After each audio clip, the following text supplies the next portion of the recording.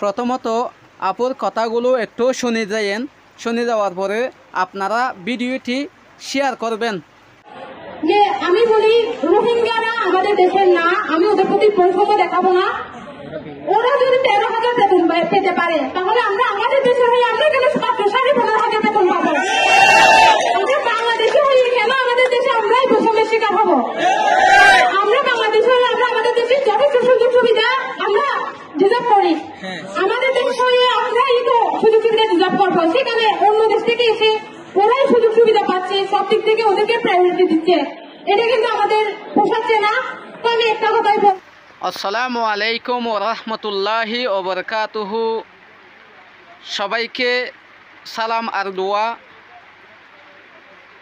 আমার কথাতে আপনারা ভুল ধরবেন না।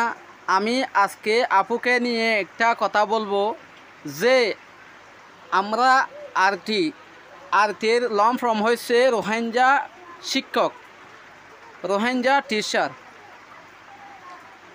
আপনাদেরকে বলছি, আপুদেরকে, আপনারা আমাদেরকে নিয়ে 13,000 টাকা বেতনের কথা বলছিলেন, ওইটাই সত্য, কিন্তু আমরা ওই 13,000 টাকা দিয়ে কিছু পাইতেছি না, কারণ মালামালের দাম অনেক বাড়িয়ে গেছে। এজন্য আপনাদেরকে বলছি, আপনারা আন্দোলন করছেন, যা করছেন, আমরা আপনাদের সাথে আছি, থাকবই। আমরা আপনাদেরকে নিয়ে কিছু বলি নাই, কিন্তু আপনি যে একটা কথা বলে মনে কষ্ট দিয়েছেন ওইটা তো বলতে পারবো না আপু। আমরা কি মানুষ নয়? আমরা মায়ানমার থেকে আইসি আশ্রয় নেওয়ার জন্য, কিন্তু আমাদের ছেলে মেয়েদেরকে শিক্ষা দেওয়ার জন্য এখানে শিক্ষক হিসাবে নিয়োগ দিছি। আপনারা আমাদেরকে এত ঘৃণা করেন কেন?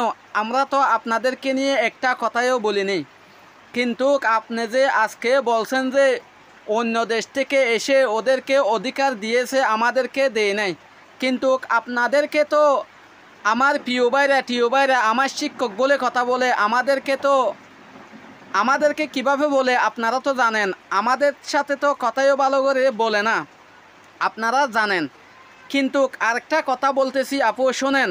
আপনারা সবাই বাংলাদেশি শিক্ষকরা শোনেন, আমি কি বলেছি, আপনাদেরকে তো আমরা অনেক সম্মান করি, আপনাদেরকে অনেক সম্মান করি। আমরা কেন সম্মান করি জানেন? আপনারা আমাদেরকে আশ্রয় দিয়েছেন বলে আমরা এই দেশে বসবাস করতে পারতেছি। এই জন্য আপনাদেরকে সবসময় ধন্যবাদ দিয়ে আমরা আপনাদেরকে সম্মান করে যাই। আপনাদের স্যালারি বাড়ুক ওইটা আমরা চাই, কারণ একজন মানুষের কত খরচ লাগে ওইটা আমরা জানি। আমরা নিজেও চলতে পারতেছি না। আমাদের 5টা-6টা সাবজেক্ট হইও আমরা 13,000 টাকা বেতন নিয়ে কিভাবে চলতেছে আপনারা তো জানেন। আপনারা জানেন বলে আমরা বলছি, কিন্তু আপনারা আমাদের সাথে সবসময় থাকেন শুক্র আর শনি 2 দিন ছাড়া।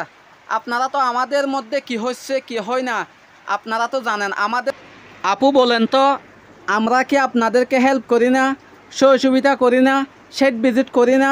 আপনাদের যা যা ডকুমেন্ট আছে ওইটা কি আমরা ধরি না?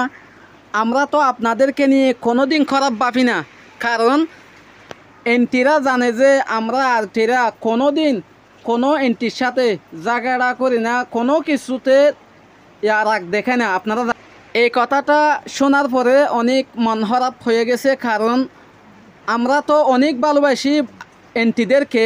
এরকম কেন বলছেন? ধন্যবাদ আপনাকে। ওই কথাটা শুনে আপনাদেরকে মেসেজটা দেওয়ার জন্য আমি ভিডিওটা বানাইছি। আমরা মন থেকে ডিলিট করে ফেলছি। আপনারা যা বলেন সমস্যা নাই, আমরা আছি আপনাদের আশ্রয় নিয়ে যখন আসি এখানে আসি। ইনশাল্লাহ দোয়া করেন। আমরা আপনারা যতটুক বলেছেন ততটুক আমরা শুনি না। যদি আমার ভুল হয়ে থাকে ক্ষমার দৃষ্টিতে দেখবেন। এই ভিডিওটা বানার উদ্দেশ্য হয়েছে যে আপনারা সকলে অডিও রেকর্ড দিলে শুনবেন না, ভিডিও হলে আপনারা সবাই সোশ্যাল মিডিয়াতে দেখবেন।